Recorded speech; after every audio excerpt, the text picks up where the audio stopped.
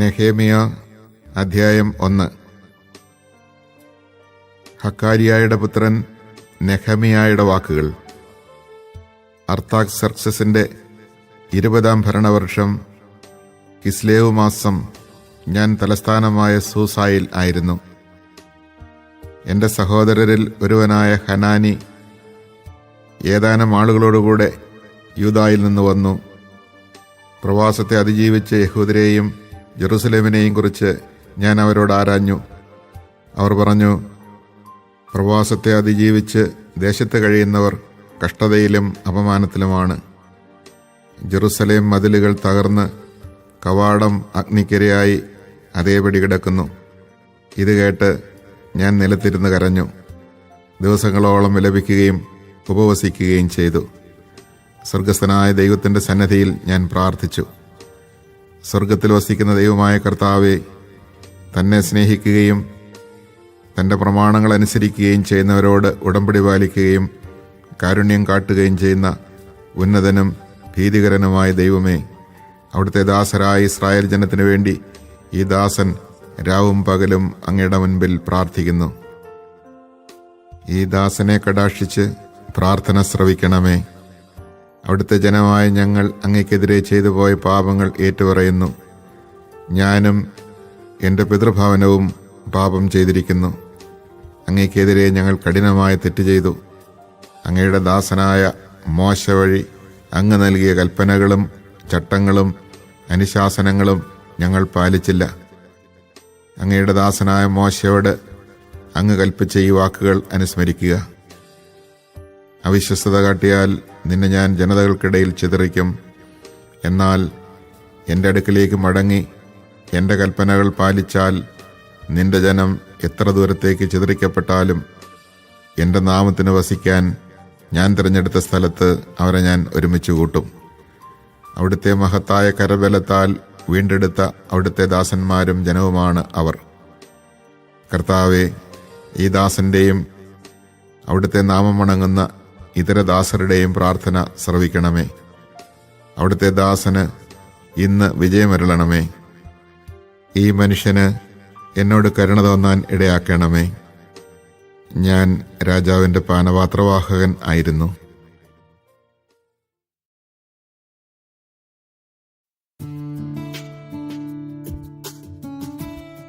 Nehemiah അധ്യായം 2. അർത്താക്സർക്സസ് രാജാവിൻ്റെ 20-ാം ഭരണവർഷം നീസാൻ മാസം ഞാൻ രാജാവിന് വീഞ്ഞ് പകർന്നു കൊടുത്തു. ഇതിനു മുൻപ് മ്ലാനവദനായി രാജാവ് എന്നെ കണ്ടിട്ടില്ല. രാജാവ് എന്നോട് ചോദിച്ചു, രോഗമില്ലാതിരുന്നിട്ടും എന്തേ നിന്റെ മുഖം മ്ലാനമായിരിക്കുന്നു? ഹൃദയവ്യഥയല്ലാതെ മറ്റൊന്നല്ല ഇത്.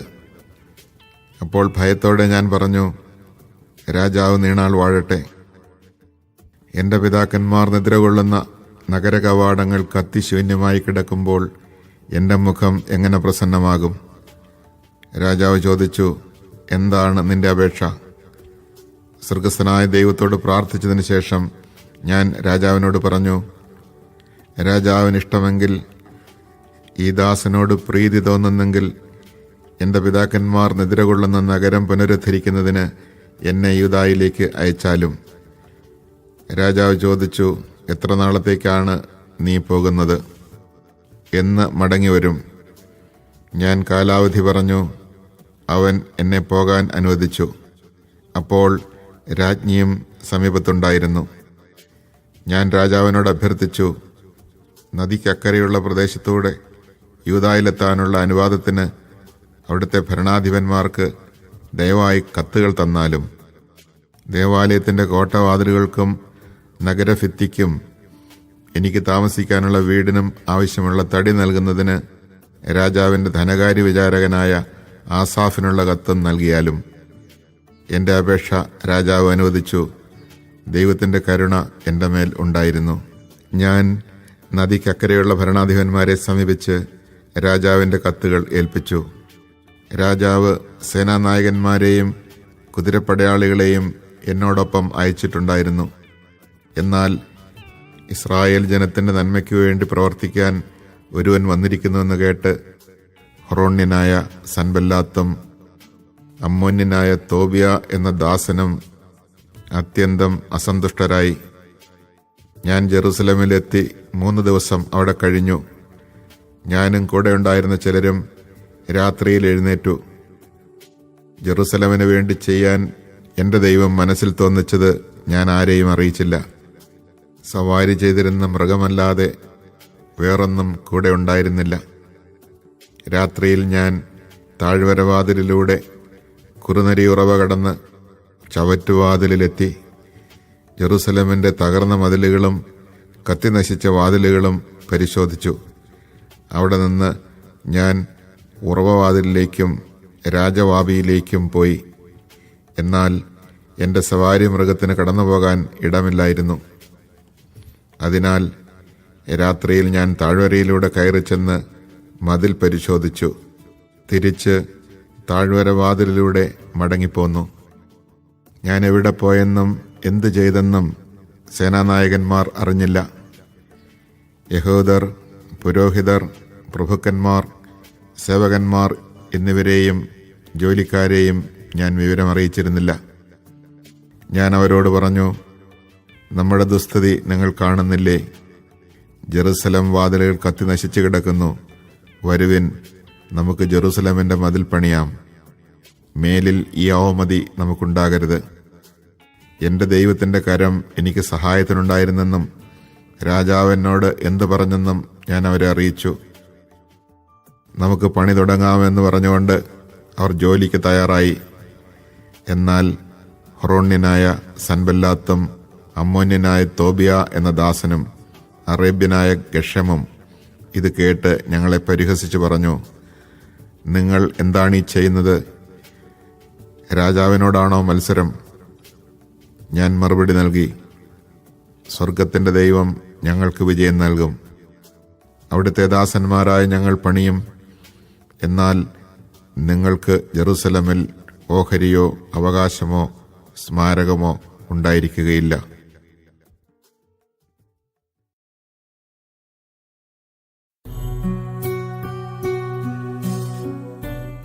നെഹേമിയ അധ്യായം 3. പ്രധാന പുരോഹിതനായ എലിയാഷിബ് സഹപുരോഹിതന്മാരോടൊത്ത് അജകവാടം പണിതു. അവർ അതിൻ്റെ പ്രതിഷ്ഠാകർമ്മം നടത്തുകയും കതകുകൾ പിടിപ്പിക്കുകയും ചെയ്തു. ശതഗോപുരവും ഹനനേൽ ഗോപുരവും വരെ പണിത് പ്രതിഷ്ഠാകർമ്മം നടത്തി. അതിനോട് ചേർന്ന ഭാഗം ജെറീക്കോക്കാരും അതിനപ്പുറം ഇമ്രിയുടെ പുത്രൻ സക്കൂറും പണിതു. ഹസ്സേനായുടെ പുത്രന്മാർ മത്സ്യകവാടം പണിത് അതിന് ഉത്തരം, കതകുകൾ, കുറ്റികൾ, ഓടാമ്പലുകൾ എന്നിവ ഘടിപ്പിച്ചു. അടുത്ത ഭാഗം ഹക്കോസിന്റെ പുത്രനായ ഊറിയായുടെ പുത്രൻ മെറേമോത്ത് പുതുക്കി പണിതു. തുടർന്നുള്ള ഭാഗം മെഷസാബേലിന്റെ പുത്രനായ ബെറക്കിയായുടെ പുത്രൻ മെഷുല്ലാം പണിതു. അടുത്ത ഭാഗം ബാനായുടെ പുത്രൻ സാദോക്ക് പുതുക്കി പണിതു. തെക്കോവക്കാരാണ് അടുത്ത ഭാഗം പണിതത്. എന്നാൽ മേലാളന്മാർ നിശ്ചയിച്ച ജോലി പ്രമുഖന്മാർ ചെയ്തില്ല. പാസയായുടെ പുത്രൻ യൊയാദായും ബസോദയായുടെ പുത്രൻ മെഷുല്ലാമും കൂടെ പ്രാചീന കവാടം പുതുക്കപ്പണിത് ഉത്തരം, കതകുകൾ, കുറ്റികൾ, ഓടാമ്പലുകൾ എന്നിവ ഉറപ്പിച്ചു. ഗിബയോൻകാരനായ മെലാത്തിയായും മെറോനോത്തിനായ യാദോനും ഗിബയോനിലെയും മിസ്പായിലെയും ആളുകളും തുടർന്നുള്ള ഭാഗം പണിതു. ഇവർ നദിക്കക്കരെയുള്ള ദേശത്തിൻ്റെ അധിപതിമാരുടെ കീഴിലായിരുന്നു. തുടർന്നുള്ള ഭാഗം സ്വർണപ്പണിക്കാരനായ ഹർഹായിയുടെ പുത്രൻ ഉസിയേൽ പണിതു. പിന്നീടുള്ള ഭാഗം സുഗന്ധദ്രവ്യ വ്യാപാരിയായ ഹനാനിയ പണിതു. അങ്ങനെ അവർ വിശാല മതിൽ വരെ ജെറുസലേം പുനരുദ്ധരിച്ചു. ജെറുസലേമിന്റെ അർദ്ധഭാഗത്തിന്റെ അധിപനായ ഹൂറിന്റെ പുത്രൻ റഫായ അടുത്ത ഭാഗം പണിതു. ഹറുമാഫിന്റെ പുത്രൻ യദായ തന്റെ വീടിന് നേരെയുള്ള ഭാഗം പണിതു. ഹഷാബനായയുടെ പുത്രൻ ഹത്തൂഷ് തുടർന്നുള്ള ഭാഗം പണിതു. ഹാറിമിന്റെ പുത്രൻ മൽക്കിയായും പഹാത് മോവാബിന്റെ പുത്രൻ ഹഷൂബും അടുത്ത ഭാഗവും ചൂളഗോപുരവും പണിതു. അടുത്ത ഭാഗം ജെറൂസലമിന്റെ മറ്റേ അർദ്ധഭാഗത്തിന്റെ അധിപനായ ഹല്ലോഹെഷിന്റെ പുത്രൻ ഷല്ലൂമും പുത്രിമാരും പണിതു. ഹാനൂനും സാനോവ നിവാസികളും താഴ്വര കവാടം പുതുക്കി.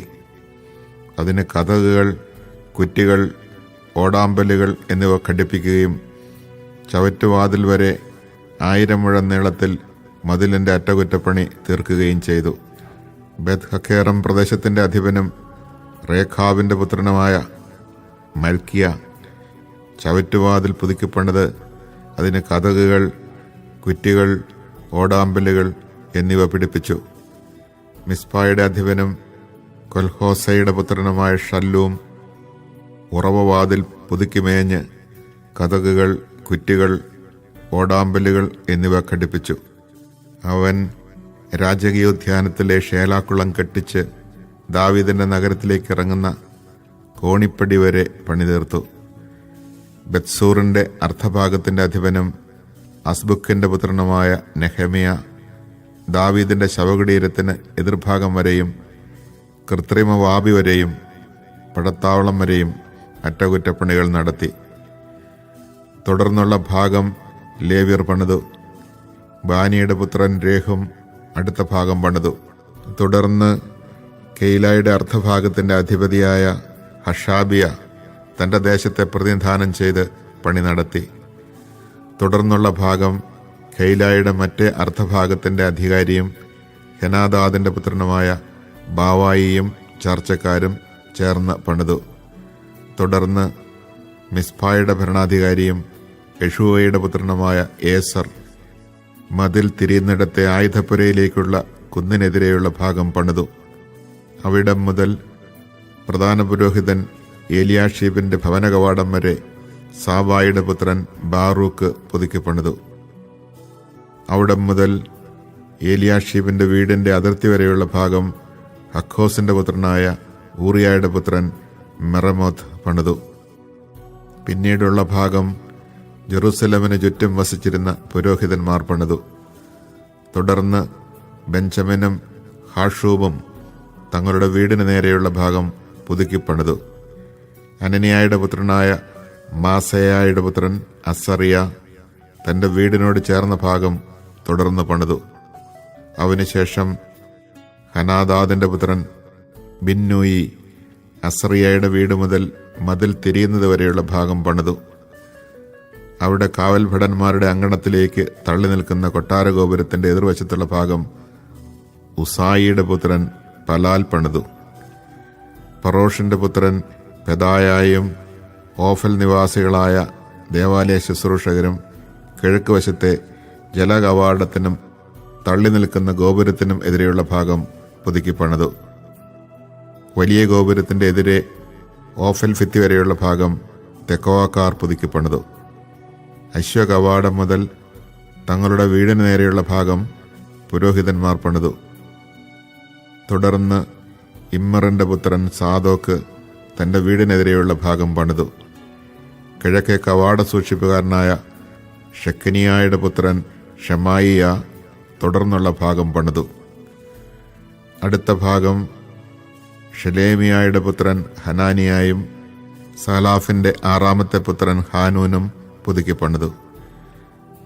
ബറേക്കിയായുടെ പുത്രൻ മെഷുല്ലാം തന്റെ വീടിനെതിരെയുള്ള ഭാഗം തുടർന്ന് പുതുക്കി പണിതു.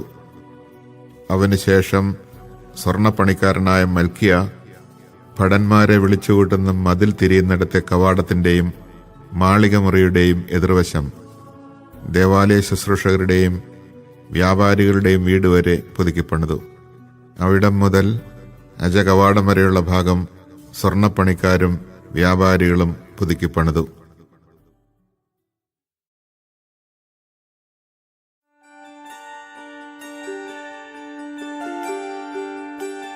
നെഹെമിയ അധ്യായം 4.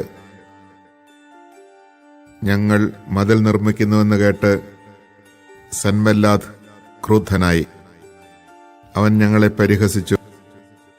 അവൻ ചാർച്ചക്കാരുടെയും സമറിയ സൈന്യത്തിന്റെ മുമ്പാകെ യഹൂദരെ പരിഹസിച്ചു പറഞ്ഞു, ദുർബലന്മാരായ ഈ യഹൂദർ എന്താണ് ചെയ്യുന്നത്? അവർ എല്ലാം പുനരുദ്ധരിക്കുകയും ബലിയർപ്പിക്കുകയും ഒറ്റ ദിവസം കൊണ്ട് പണി തീർക്കുകയും ചെയ്യാമെന്ന് വ്യാമോഹിക്കുന്നോ? കത്തി നശിച്ച അവശിഷ്ടങ്ങളിൽ നിന്ന് പണിയാൻ കല്ല് വീണ്ടെടുക്കാൻ കഴിയുമോ? അവൻ്റെ സമീപത്ത് നിന്ന് അമ്മോന്യനായ തോബിയ പറഞ്ഞു, ശരിയാണ്, അവരെന്താണ് ഈ പണിയുന്നത്? ഒരു കുറുനരി കയറിയാൽ മതി, അവരുടെ കന്മതിൽ പൊളിഞ്ഞു വീഴും. ഞങ്ങളുടെ ദൈവമേ, ശ്രവിക്കണമേ, ഞങ്ങൾ നിന്ദിക്കപ്പെടുന്നു. അവരുടെ പരിഹാസം അവരുടെ ശിരസ്സുകളിൽ തന്നെ പതിക്കാൻ ഇടയാക്കണമേ. ശത്രുക്കൾ അവരെ കൊള്ളയടിക്കുകയും തടവുകാരാക്കുകയും ചെയ്യട്ടെ. അവരുടെ കുറ്റം മറയ്ക്കരുതേ. അങ്ങയുടെ ദൃഷ്ടിയിൽ നിന്ന് പാപം മായ്ച്ചു കളയരുതേ. പണിയുന്നവരുടെ മുൻപാകെ അവർ അങ്ങയെ പ്രകോപിപ്പിച്ചുവല്ലോ. ഞങ്ങൾ മതിൽ പണി തുടർന്നു. ജനം ഉത്സാഹപൂർവ്വം പണിതു. മതിൽ ചുറ്റും പകുതി കെട്ടിയുയർത്തി. എന്നാൽ സൻബല്ലാത്തും തോബിയായും അറബികളും അമ്മോന്യരും അഷ്ദോദ്യരും ജെറുസലം മതിലിന്റെ പുനർനിർമ്മാണം പുരോഗമിക്കുന്നെന്നും വിടവുകൾ അടഞ്ഞു തുടങ്ങിയെന്നും കേട്ട് കോപാക്രാന്തരായി. ജെറുസലമിനെതിരെ പൊരുതാനും കലാപം സൃഷ്ടിക്കാനും അവർ ഉപായം തേടി. ഞങ്ങളുടെ ദൈവത്തോട് പ്രാർത്ഥിക്കുകയും അവർക്കെതിരെ രാവും പകലും കാവൽ ഏർപ്പെടുത്തുകയും ചെയ്തു. എന്നാൽ യൂദാ പറഞ്ഞു, ചുമട്ടുകാർ തളർന്നു തുടങ്ങി. ചപ്പുചവറുകൾ വളരെയുണ്ട്. മതിൽ പണിയാൻ ഞങ്ങൾക്ക് കഴിയുന്നില്ല. ശത്രുക്കൾ പറഞ്ഞു, നാം അവരുടെ ഇടയിൽ കടന്ന് അവരെ കൊല്ലുകയും പണി തടയുകയും ചെയ്യുന്നതുവരെ അവർ അറിയുകയോ കാണുകയോ ചെയ്യരുത്. ശത്രുക്കളുടെ ഇടയിൽ പാർത്തിരുന്ന യഹൂദർ 10 പ്രാവശ്യം ഞങ്ങളെ അറിയിച്ചു, അവർ എല്ലായിടത്തു നിന്ന് നമുക്കെതിരെ വരും. അതിനാൽ ഞാൻ ജനത്തെ കുടുംബക്രമത്തിൽ വാൾ, കുന്തം, വില്ല് എന്നിവയുമായി മതിലിന് പുറകിൽ തുറസായ സ്ഥലത്ത് മതിലിന് പൊക്കം പോരാത്തിടത്ത് അണിനിരത്തി. ഞാൻ ചുറ്റും നോക്കി ശ്രേഷ്ഠന്മാരോടും നായകന്മാരോടും ജനത്തോടും പറഞ്ഞു, അവരെ ഭയപ്പെടേണ്ട. നിങ്ങളുടെ സഹോദരന്മാർ, പുത്രീപുത്രന്മാർ, ഭാര്യമാർ എന്നിവർക്കും നിങ്ങളുടെ ഭവനങ്ങൾക്കും വേണ്ടി പോരാടുന്ന ഉന്നതനും ഭീതികരനുമായ കർത്താവിനെ ഓർക്കുവിൻ. ഞങ്ങളിതെല്ലാം അറിഞ്ഞെന്നും അവരുടെ ഉപായം ദൈവം നിഷ്ഫലമാക്കിയെന്നും അവർ അറിഞ്ഞു. ഞങ്ങൾ പണി തുടർന്നു. അന്നു മുതൽ എൻ്റെ സേവകരിൽ പകുതി പേർ പണിയിലേർപ്പെടുകയും പകുതി പേർ കുന്തം, പരിച, വില്ല്, പടച്ചട്ട എന്നിവയുമായി കാവൽ നിൽക്കുകയും ചെയ്തു. മതിൽ പണിയിലേർപ്പെട്ട യൂദാജനത്തിൻ്റെ പിന്നിൽ നേതാക്കന്മാർ നിലയുറപ്പിച്ചു. ചുമട്ടുകാർ ഒരു കൈയിൽ ഭാരവും മറുകൈയിൽ ആയുധവും വഹിച്ചു. പണിയിലേർപ്പെട്ടവർ അരയിൽ വാൾ ധരിച്ചിരുന്നു. കാഹളക്കാർ എൻ്റെ സമീപം നിന്നു. പ്രമുഖന്മാർ, നായകന്മാർ, ജനം എന്നിവരോട് ഞാൻ പറഞ്ഞു, ജോലി ദുഷ്കരവും വിപുലവുമാണ്. മതിലിൻ്റെ പണിയിലേർപ്പെട്ട് നമ്മൾ പലയിടത്തായിരിക്കുന്നു. നിങ്ങളെവിടെയായിരുന്നാലും കാഹളം കേൾക്കുമ്പോൾ ഞങ്ങൾക്ക് ചുറ്റും വന്നുകൂടുവിൻ. നമ്മുടെ ദൈവം നമുക്ക് വേണ്ടി പോരാടും. അങ്ങനെ ഞങ്ങൾ പണിയിൽ മുഴുകി. പകുതി പേർ പ്രഭാതം മുതൽ നക്ഷത്രങ്ങൾ തെളിയുന്നതുവരെ കുന്തം വഹിച്ചു നിന്നു. അപ്പോൾ ഞാൻ ജനത്തോട് പറഞ്ഞു, ഓരോ ആളും ഭൃത്തിനോടുകൂടെ രാത്രി ജെറുസലമിൽ കഴിക്കുക. അങ്ങനെ രാത്രി കാവലും പകൽ ജോലിയും നടക്കട്ടെ. ഞാനും സഹോദരരും ഭൃത്യന്മാരും എന്നെ അനുഗമിച്ച കാവൽക്കാരും വസ്ത്രം മാറ്റിയില്ല. ഓരോരുത്തരും ആയുധം ഏന്തിയിരുന്നു.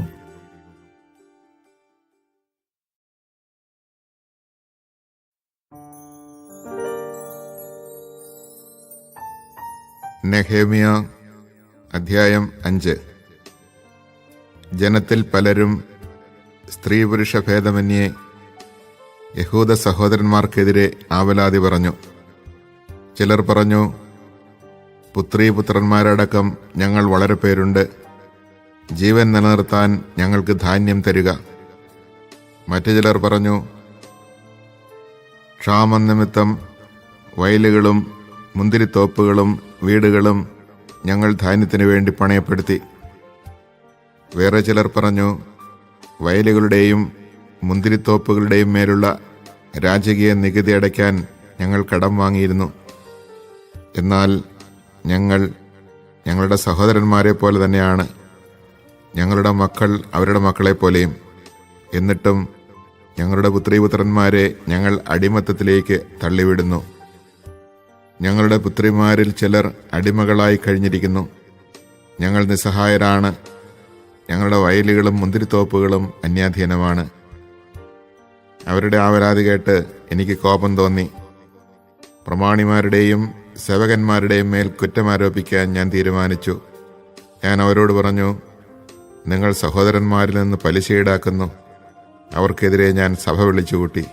ഞാൻ പറഞ്ഞു, ജനതകൾ വിലയ്ക്ക് വാങ്ങിയ യഹൂദ സഹോദരന്മാരെ കഴിവുള്ളിടത്തോളം നമ്മൾ വീണ്ടെടുത്തു. എന്നാൽ ഇനിയും നാം വീണ്ടെടുക്കേണ്ട വിധം നിങ്ങൾ അവരെ വിൽക്കുന്നു. ഒരു വാക്കുപോലും പറയാനില്ലാത്ത വിധം അവർ നിശബ്ദത പാലിച്ചു. ഞാൻ പറഞ്ഞു, നിങ്ങൾ ചെയ്യുന്നത് ശരിയല്ല. ശത്രുജനതകളുടെ പരിഹാസത്തിന് ഇരയാകാതിരിക്കാൻ നിങ്ങൾ നമ്മുടെ ദൈവത്തോടുള്ള ഭക്തിയിൽ ചരിക്കേണ്ടതല്ലേ? കൂടാതെ ഞാനും സഹോദരന്മാരും ഭൃത്യരും അവർക്ക് പണവും ധാന്യവും വായ്പ കൊടുക്കുന്നു. പലിശ വാങ്ങൽ നമുക്ക് ഉപേക്ഷിക്കാം. അവരുടെ വയലുകളും മുന്തിരിത്തോപ്പുകളും ഒലിവുതോട്ടങ്ങളും ഭവനങ്ങളും പണം, ധാന്യം, വീഞ്ഞ്, എണ്ണ എന്നിവയ്ക്ക് ഈടാക്കിയിരുന്ന ശതാംശവും ഇന്ന് തന്നെ അവർക്ക് തിരിച്ചു കൊടുക്കണം. അവർ പറഞ്ഞു, ഞങ്ങൾ അവ തിരിച്ചു കൊടുക്കാം. അവരിൽ നിന്ന് ഞങ്ങളൊന്നും ആവശ്യപ്പെടുകയില്ല. അങ്ങ് പറയുന്നത് ഞങ്ങൾ അനുസരിക്കാം. അനന്തരം ഞാൻ പുരോഹിതന്മാരെ വിളിച്ച് അവരുടെ സാന്നിധ്യത്തിൽ തങ്ങളുടെ പ്രതിജ്ഞ നിറവേറ്റുമെന്ന് നേതാക്കന്മാരെ കൊണ്ട് ശപഥം ചെയ്യിച്ചു. ഞാൻ എൻ്റെ മടി കുടഞ്ഞുകൊണ്ട് പറഞ്ഞു, ഈ ശപഥം പാലിക്കാത്തവനെ ദൈവം ഇതുപോലെ അവൻ്റെ വീട്ടിൽ നിന്നും ജോലിയിൽ നിന്നും കുടഞ്ഞു കളയട്ടെ. അങ്ങനെ അവന് എല്ലാം നഷ്ടപ്പെടട്ടെ. അങ്ങനെ ആകട്ടെ എന്ന് പറഞ്ഞ് ജനം കർത്താവിനെ സ്തുതിച്ചു. അവർ പ്രതിജ്ഞ പാലിച്ചു. അർത്താക്സർക്സസ് രാജാവിൻ്റെ 20-ാം ഭരണവർഷം ഞാൻ യൂദായിൽ ദേശാധിപതിയായി നിയമിക്കപ്പെട്ടതു മുതൽ അവൻ്റെ 32-ാം ഭരണവർഷം വരെ 12 വർഷത്തേക്ക് ഞാനോ എൻ്റെ സഹോദരന്മാരോ ദേശാധിപതിക്കുള്ള ഭക്ഷണവേതനം വാങ്ങിയില്ല. എൻ്റെ മുൻഗാമികളായ ദേശാധിപതികളാകട്ടെ ജനത്തിൻ്റെ മേൽ ഭാരം ചുമത്തുകയും 40 ഷെക്കൽ വെള്ളിക്ക് പുറമെ ഭക്ഷണവും വീഞ്ഞും ഈടാക്കുകയും ചെയ്തു. അവരുടെ സേവകർ പോലും ജനത്തെ ഭാരപ്പെടുത്തി. എന്നാൽ ദൈവത്തെ ഭയപ്പെട്ടതിനാൽ ഞാൻ അങ്ങനെ ചെയ്തില്ല. ഞാൻ മതിൽ പണിയിൽ ദത്തശ്രദ്ധനായിരുന്നു. ഞാൻ വസ്തുവകകൾ സമ്പാദിച്ചില്ല. എൻ്റെ ഭൃത്യന്മാരും ഈ ജോലിയിൽ ഏർപ്പെട്ടു. ചുറ്റുമുള്ള ജനതകളിൽ നിന്ന് വന്നവർക്ക് പുറമെ യഹൂദരും അവരുടെ നായകന്മാരുമായി 150 പേർ എന്നോടൊത്ത് ഭക്ഷിച്ചിരുന്നു. ഒരു ദിവസത്തേക്ക് ഒരു കാളയും കൊഴുത്ത 6 ആടുകളും അതിനൊത്ത കോഴികളുമാണ് വേണ്ടിയിരുന്നത്. 10 ദിവസം കൂടുമ്പോൾ വീഞ്ഞു നിറച്ച തോൽക്കുടങ്ങൾ ധാരാളം ഒരുക്കിയിരുന്നു. എന്നിട്ടും ഭരണാധികാരിക്കുള്ള ഭക്ഷണവേതനം ഞാൻ ആവശ്യപ്പെട്ടില്ല. കാരണം ദുരൂഹമായ ഭാരമാണ് ജനം താങ്ങിയിരുന്നത്. എൻ്റെ ദൈവമേ, ഞാൻ ഈ ജനത്തിനു വേണ്ടി ചെയ്തതോർത്ത് എനിക്ക് നന്മ വരുത്തണമേ.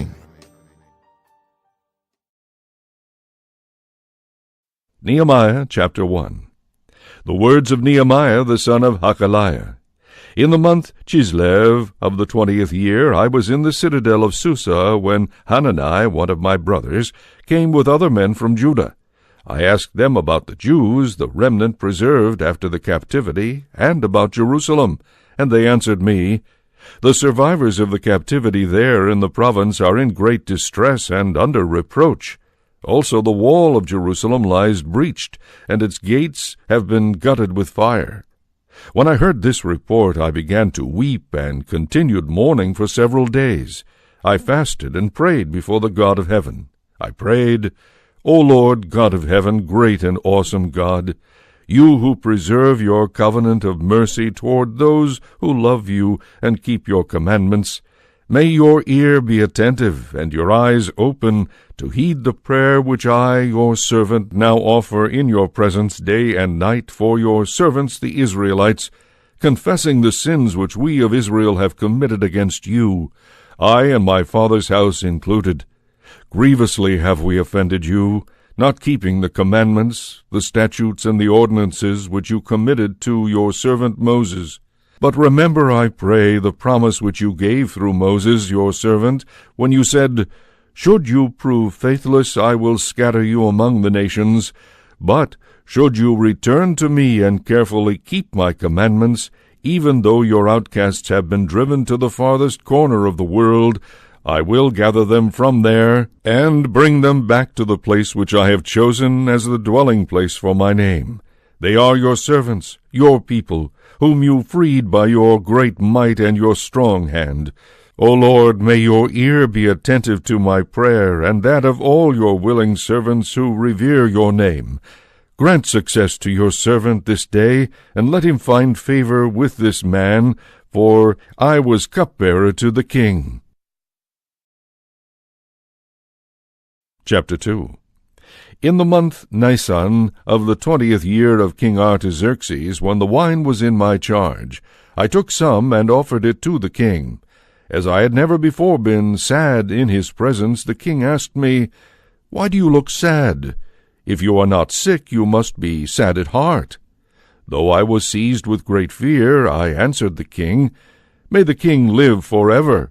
How could I not look sad when the city where my ancestors are buried lies in ruins, and its gates have been eaten out by fire? The king asked me, What is it then that you wish? I prayed to the God of heaven, and then answered the king, If it please the king, and if your servant is deserving of your favor, send me to Judah, to the city of my ancestors' graves, to rebuild it. Then the king and the queen, seated beside him, asked me how long my journey would take, and when I would return. I said a date that was acceptable to him, and the king agreed that I might go. I asked the king further, If it please the king, let letters be given to me for the governors of west of Euphrates, that they may afford me safe conduct till I arrive in Judah. Also a letter for Asaph, the keeper of the royal park, that he may give me wood for timbering the gates of the temple citadel, and for the city wall, and the house that I shall occupy. The king granted my requests, for the favoring hand of my God was upon me. Thus I proceeded to the governors of west of Euphrates, and presented the king's letters to them. The king also sent with me army officers and cavalry. When Sanballat the Horonite and Tobiah the Ammonite slave had heard of this, they were very much displeased that someone had come to seek the welfare of the Israelites. When I had arrived in Jerusalem, I first rested there for 3 days. Then I set out by night with only a few other men, for I had not told anyone what my God had inspired me to do for Jerusalem, and with no other animals but my own mount. I rode out at night by the valley gate, passed by the Dragon Spring, and came to the Dung Gate, observing how the walls of Jerusalem lay in ruins, and its gates had been eaten out by fire. Then I passed over to the Spring Gate and to the King's Pool. Since there was no room here for my mount to pass with me astride, I continued on foot up the wadi by night, inspecting the wall all the while till I once more reached the valley gate, by which I went back in. The magistrates knew nothing of where I had gone or what I was doing, for as yet I had disclosed nothing to the Jews, neither to the priests, nor to the nobles, nor to the magistrates, nor to the others who would be concerned about the matter. Afterward I said to them, You see the evil plight in which we stand, how Jerusalem lies in ruins, and its gates have been gutted by fire. Come, let us rebuild the wall of Jerusalem, so that we may no longer be an object of derision. Then I explained to them how the favoring hand of my God had rested upon me, and what the king had said to me. They replied, Let us be up and building. And they undertook the good work with vigor. On hearing of this, Sanballat the Horonite, Tobiah the Ammonite slave, and Geshem the Arab mocked us and ridiculed us. What is this that you are about? They asked. Are you rebelling against the king? My answer to them was this: It is the God of heaven who will grant us success. We, his servants, shall set about the rebuilding. But for you there is to be neither share nor claim nor memorial in Jerusalem. Chapter 3. Eliashib the high priest and his priestly brethren took up the task of rebuilding the sheep gate. They timbered it and set up its doors, its bolts, and its bars, then continued the rebuilding to the tower of Hananel. At their side the men of Jericho were rebuilding, and next to them was Zakkur son of Imri. The fish gate was rebuilt by the sons of Hassenaah. They timbered it and set up its doors, its bolts, and its bars. At their side Meremoth son of Uriah son of Hakkoz carried out the work of repair. Next to him was Meshullam son of Berechiah son of Meshezabel, and next to him was Zadok son of Baana. Next to him the Tekoites carried out the work of repair. However, some of their outstanding men would not submit to the labor asked by their lords. The new city gate was repaired by Joiada son of Paseah and Meshullam son of Besodiah. They timbered it and set up its doors, its bolts, and its bars. At their side were Melatiah the Gibeonite, Jadon the Meronothite, and the men of Gibeon and of Mizpah, who were under the jurisdiction of the governor of west of Euphrates. Next to them the work of repair was carried out by Uzziel son of Harhaiah, a member of the goldsmiths' guild, and at his side was Hananiah, one of the perfumers' guild. They restored Jerusalem as far as the wall of the public square. Next to them the work of repair was carried out by Rephaiah son of Hur, leader of half the district of Jerusalem, and at his side was Jedaiah son of Harumaph, who repaired opposite his own house. Next to him Hattush son of Hashabaniah carried out the work of repair. The adjoining sector, as far as the oven tower, was repaired by Malchijah son of Harim and Hashub of Pahath Moab.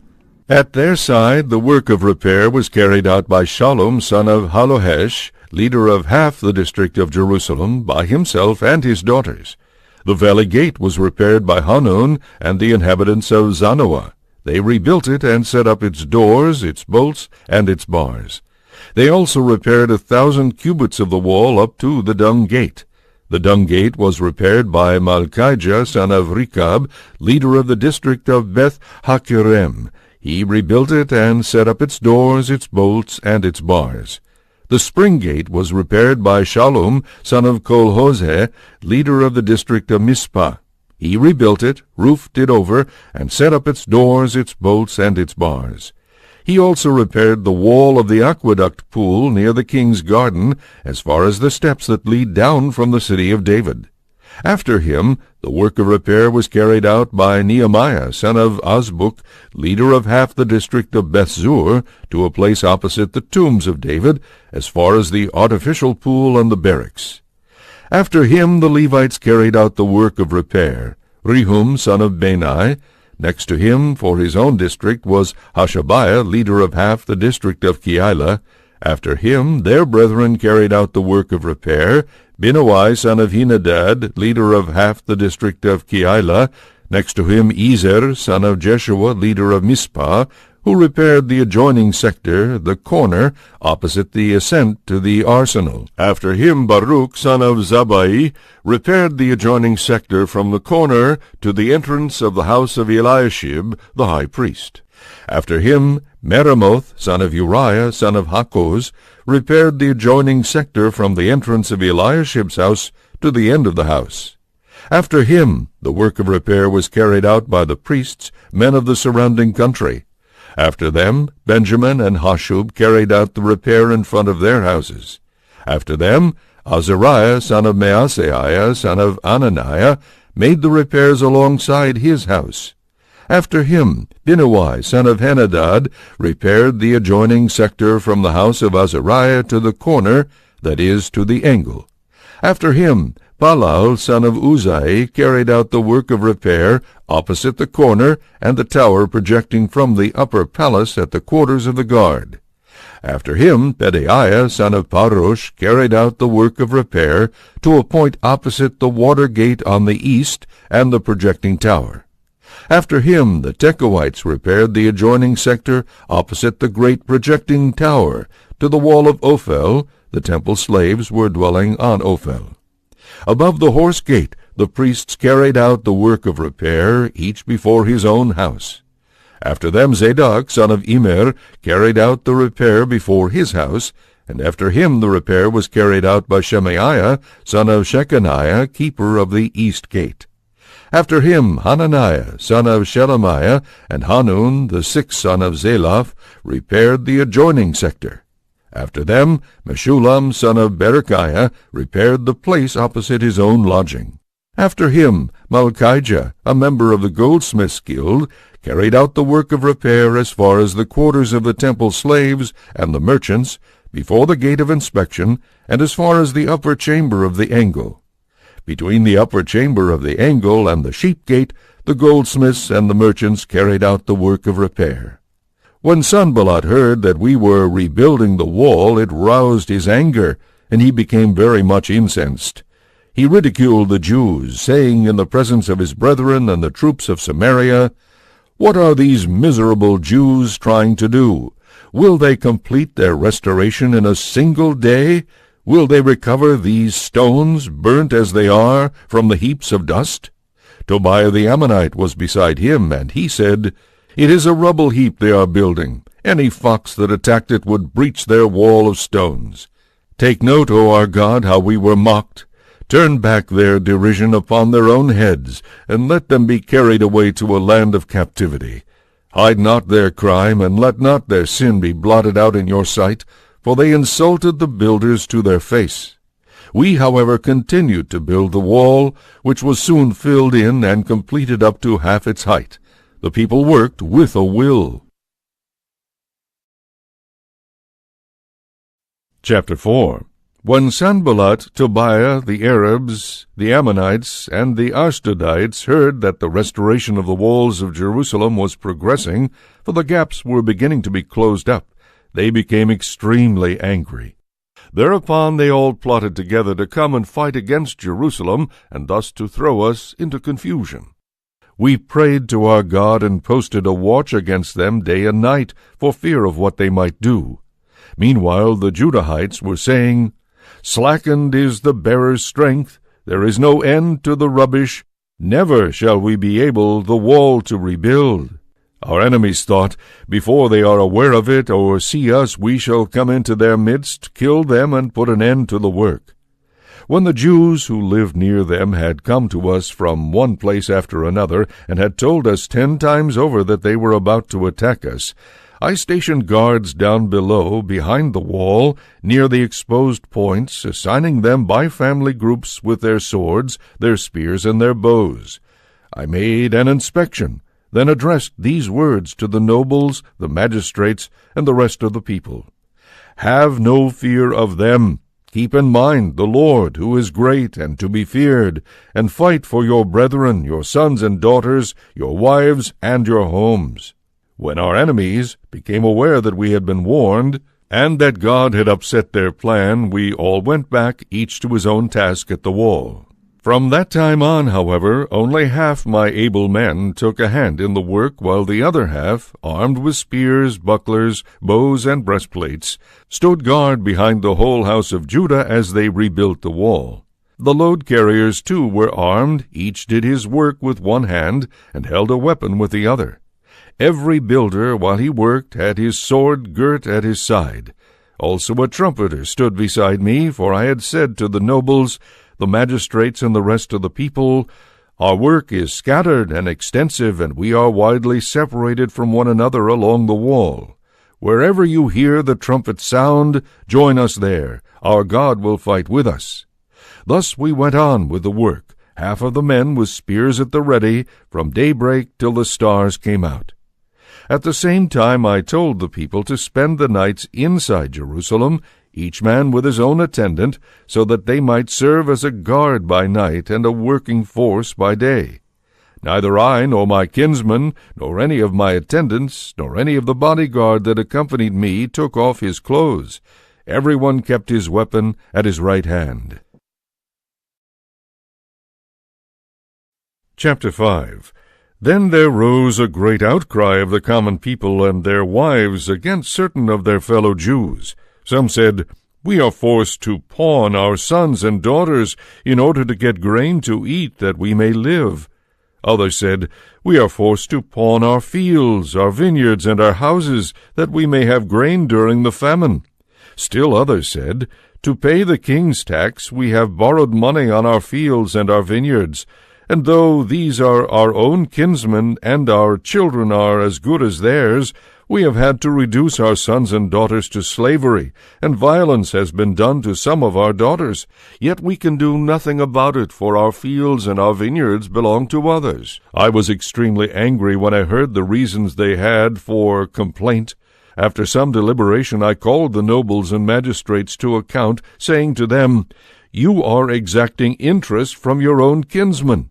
I then rebuked them severely, saying to them, As far as we were able, we bought back our fellow Jews who had been sold to Gentiles. You, however, are selling your own brothers to have them bought back by us. They remained silent, for they could find no answer.